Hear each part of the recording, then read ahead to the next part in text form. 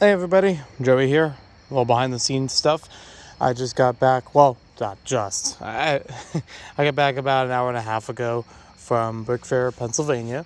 Got back shortly after 7, and there was an issue that had been plaguing me throughout the entire week, even from the day that I was driving there. I didn't even leave my town, and things started happening that I later picked up on throughout the week.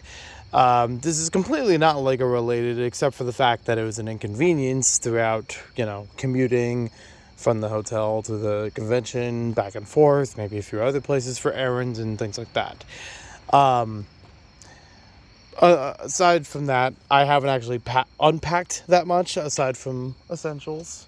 Still, want to take care of those first, and food. I had some food with me, so I got that all taken care of, and then I'll worry about the rest of the Lego itself. Is it bad for me to say that I feel a little bit burnt out about Lego at the moment? And not even because of the convention and, countless hours working there, but I don't know. Maybe that's for another day. Anywho, so the story goes that on Tuesday, when I was leaving my town, I noticed at a light my car stalled. And it had, and when I say stalled, I mean I couldn't press the acceleration, I couldn't press the brakes. The brakes felt very heavy and locked in place. I couldn't actually move the car forward. So I threw hazard lights on, I shut the car off, I turned the car back on, and it worked fine. And it kept driving just fine the rest of the day. Every once in a while, since then, I had some issues in which typically happened at a stoplight, a stop sign, or braking in front of other cars, where the car itself would kind of kick forward a little bit. Like it would stutter a bit before moving.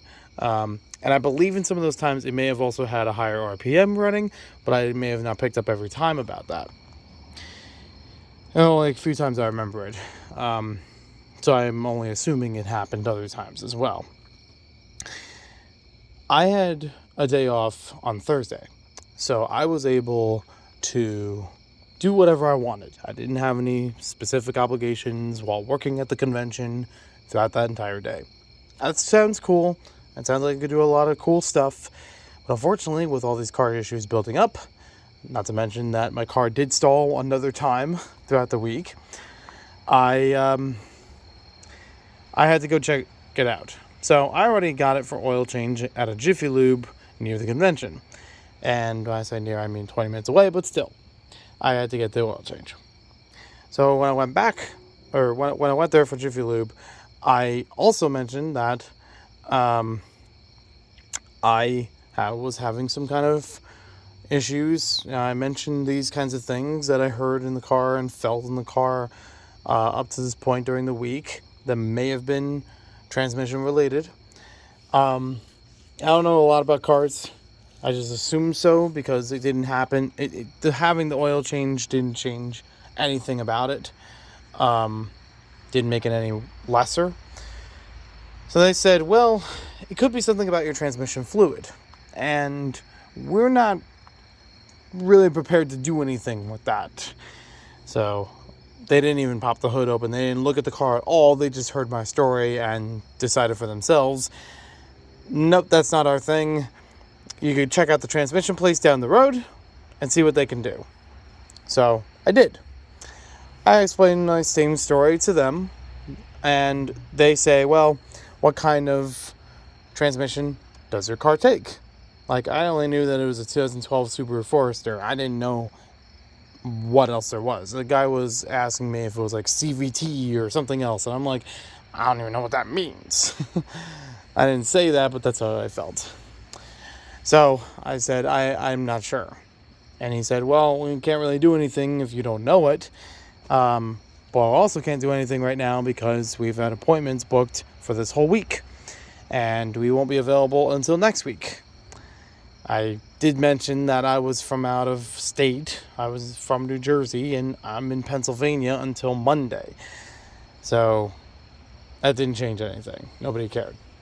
So I went on from there, called AMCO, which in their name has transmission, so I assume they know their stuff. I still don't have a diagnosis for the car, by the way, knowing what's going on with this thing. So I call AAMCO, I explain it on the phone with them, and they say, "Oh yeah, we bring it in. We'll see what we can do about it." And so I drive over. They don't look at the car once again, and they say, "Well, we don't have any appointments available until next week, or rather, can't do a lot with it in the same weekend. Like, I could drop off the car on Friday, doesn't mean they're going to get it done, and they don't work on the weekends, so nothing's going to be done with it for a while." So it's like, well, again, they don't care that I'm not from here, and I'm supposed to be heading back Monday. So that was a bust as well. There was a Pep Boys that I called. They put my name and number down for a possible appointment to say if there were any openings, they would call back. They didn't call back, but I also didn't have a lot of faith in that at that point. I had already been driving around for a bit, and while I was driving, I tried to figure out more of the stuttering issue, if it's in the way I handle the car and things like that. Later at the convention, I explained about my woes, and I was told to check out AutoZone, which is still open, much later by this point. So I go to them. They pop open the hood. They, have the car running. They look through things. They're speaking Greek to me because I don't know car stuff. We even tried in park revving the motor and seeing if anything felt out of place with it.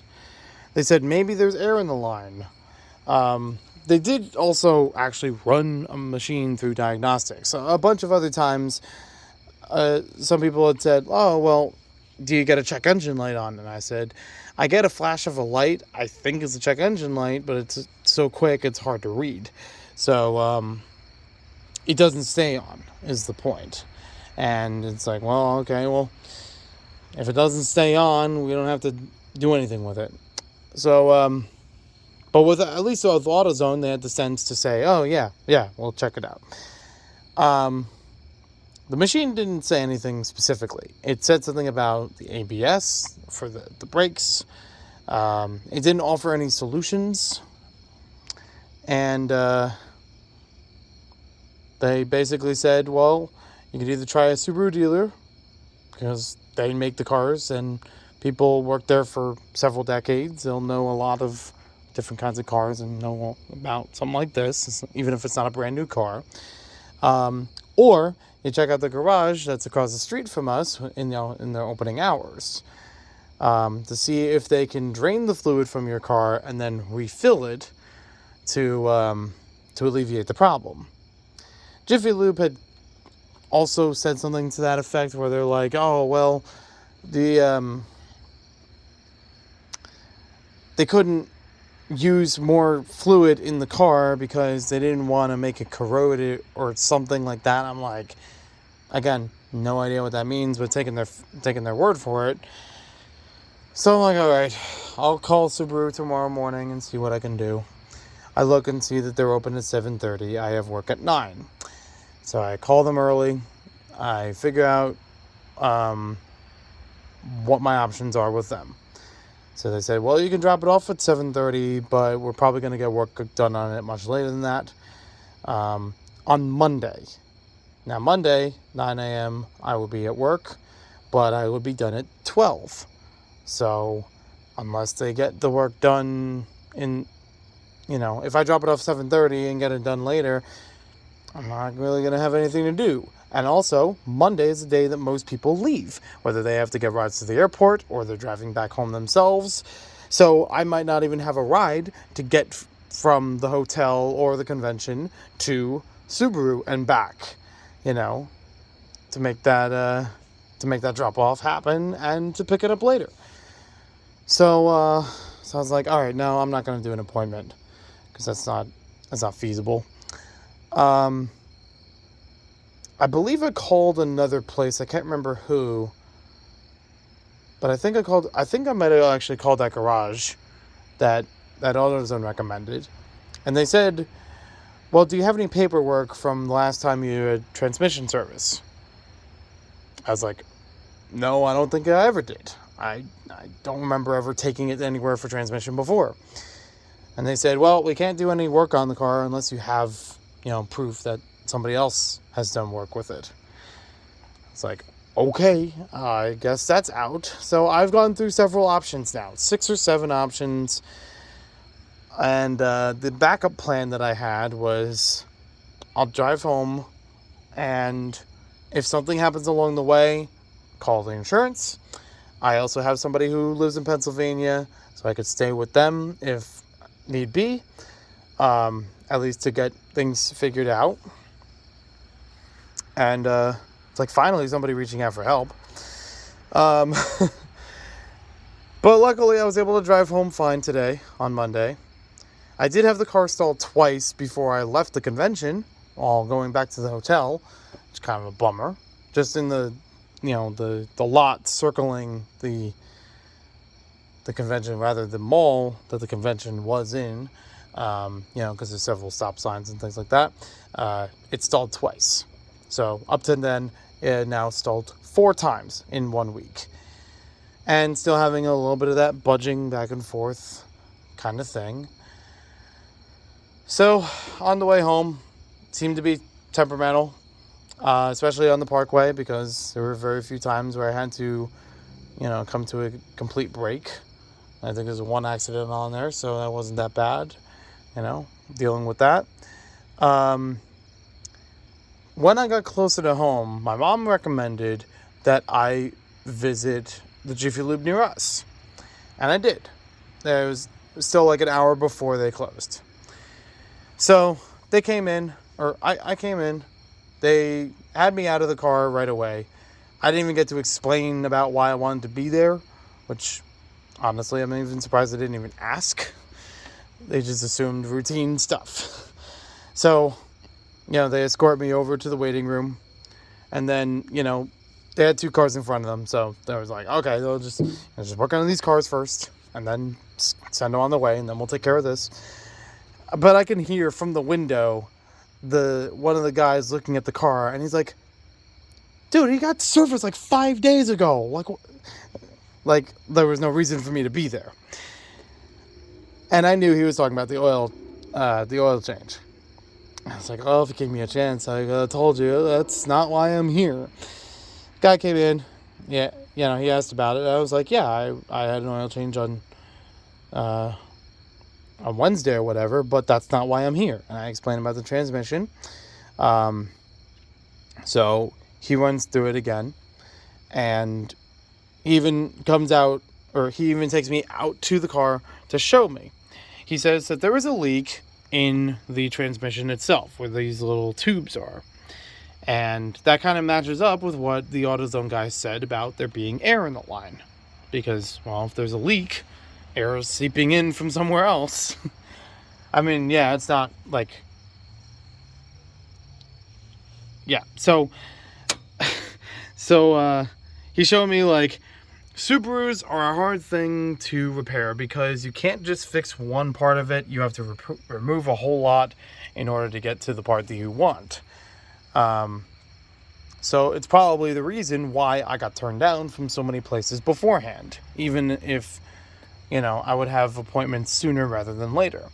The other problem is that, like the former Jiffy Lube that I went to, this one doesn't use transmission fluid that works with this kind of car. Because apparently Subarus, or at least this particular one, has a more proprietary fluid that is only available in the dealership itself or possibly AMCO. So that's comforting because, I've been told a few times that the dealership would probably charge more than the other shops. So, my options right now, according to the Jiffy Lube man, were to check it out at an AMCO and see if they can help with it, or just go straight to the dealership. So I looked it up as I was leaving, sometime later, And, they're done for the day, obviously, but I won't have a service done with it tomorrow. I guarantee that. Even though I have the day off tomorrow, I'll be able to, chill out and cool down from the whole week. I'm not going to be able to drive anywhere tomorrow. Some of the other things I'll just have to get escorted.